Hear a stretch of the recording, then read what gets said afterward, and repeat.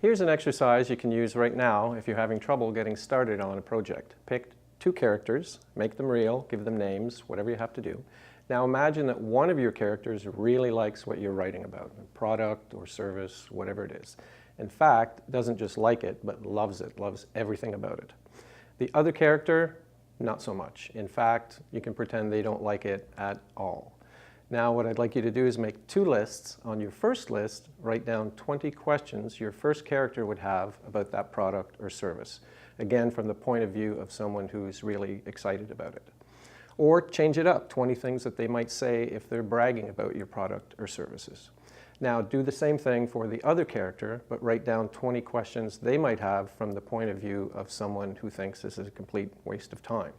And again, to change it up, maybe 20 things that they might complain about that product or service. The first few questions will be fairly easy, but it will get tougher as you go down the list. But don't give up. Write down 20 questions from each character.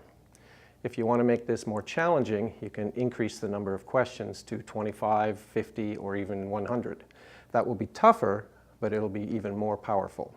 What it will do is give you both a list of things that are really cool about your product or service and a list of possible objections that you might have to overcome or even acknowledge as you write. This exercise is helpful because in any given ad or article, you will be speaking to both of these characters.